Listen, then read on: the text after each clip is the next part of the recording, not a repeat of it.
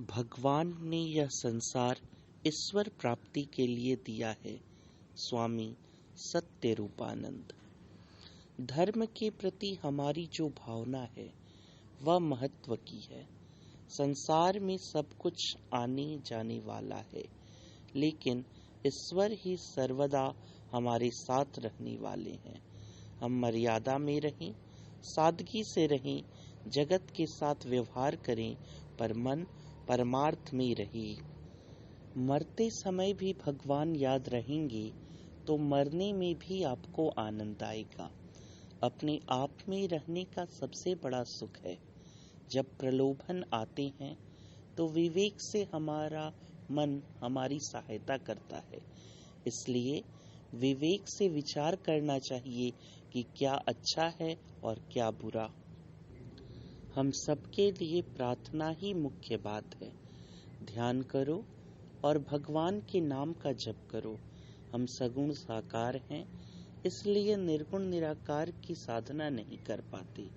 हमारे लिए निर्गुण निराकार शब्द मात्र है, इसलिए सगुण साकार ईश्वर की उपासना करनी चाहिए।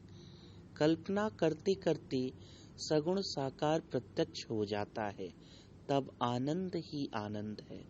ईश्वर जीवंत है और चैतन्य ज्योति स्वरूप है, अपने हृदय में बैठे हुए हैं। मन की आंखों से देखें तो इष्ट हमारे साथ हैं।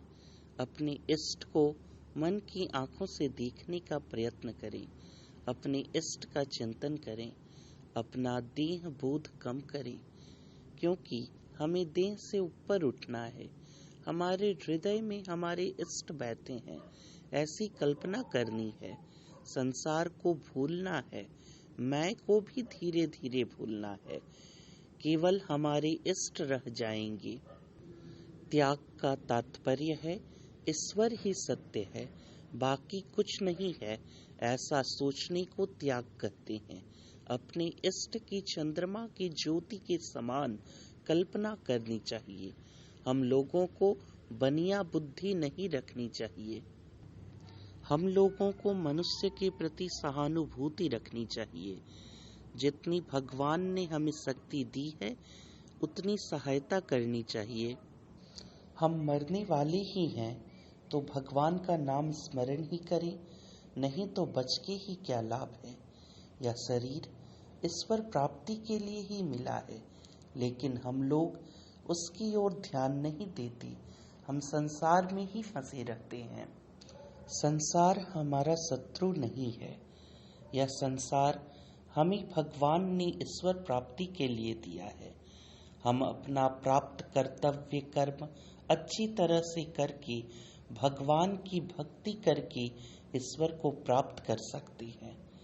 जीवन में संसार नहीं, परमात्मा चाहिए।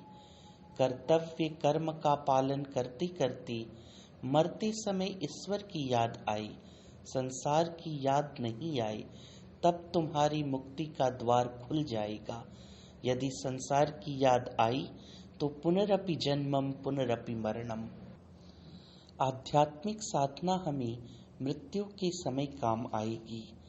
जिनके जीवन में संसार ही प्रधान है, ऐसे लोगों के कुसंग से बचना चाहिए। संसार में घृणा नहीं करनी है। संसार भी हमें भगवान ने ही दिया है। संसार में रहकर घर के लोगों की और दूसरों की सेवा सहायता करनी चाहिए। मन में सब जीवों के प्रति प्रेम रखना है। कोई हमें परेशान करते हैं तो उससे दूर रहो, उससे उदासीनता का भाव रखो, लेकिन बदले की भावना मत रखो। हमारे मन में उनके प्रति कभी भी अशुभ वृत्ति न आए। हमारी भावना शुभ रहे। हमारे मन में अशुभ भावना आई तो वह भीतर ही भीतर बहुत कष्ट देती है। ऐसी परिस्थिति में भगवान से प्रार्थना करनी चाहिए, हे प्रभु, हमें सहने की शक्ति दो, या तो उन्हें सद्बुद्धि दो। कठिन परिस्थिति में भी अशुभ चिंतन मत करो। हमें जो कष्ट हो रहा है वह हमारे ही किसी कर्म का फल होगा। शत्रुता का कभी चिंतन नहीं करना है, उसको भगवान देखेंगे ऐसा सोचना चाहिए। साधक साधिका को सबके प्रति कल्याण का चिंतन करना है।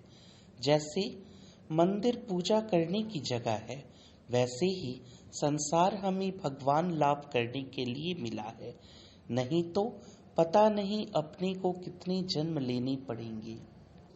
शिवरात्रि के दिन भगवान शिव से प्रार्थना करें कि प्रभु हमारे मन को सांसारिकता से निकाल दो और तुम्हारे चरणों में भक्ति दो। हे प्रभु हमें शरणागति दो। ये सब तुम्हारी कृपा से ही संभव है। मैं तुम्हारी कृपा पर आश्रित हूँ। प्रभु कृपा कब करेंगे और कैसी कृपा करेंगे हम समझ नहीं सकते। आध्यात्मिक जीवन का सत्य यही है कि स्वस्थ शरीर, रोग, ये भी भगवान की कृपा है। भगवान की कृपा के लिए नाम जप और प्रार्थना का बारंबार प्रयत्न करना चाहिए। हमारे जीवन में अच्छा बुरा जो कुछ भी होता है वह भगवान की कृपा से ही होता है। मुख्य बात यह है कि भगवान का नाम, उनका स्मरण मनन ये सब करना है। ये ईश्वर सब करा रहे हैं ऐसा भाव रखना है। हमारा पूरा जीवन ईश्वर के चरणों में समर्पित रहे। यह सब हम भगवान के प्रेम के लिए ही कर रहे हैं। जन्म मृत्यु ये भगवान के हाथ में है और ये हमारे कर्म का ही फल है। पिछले जन्म में जैसे कर्म किए हैं वैसा मिल रहा है।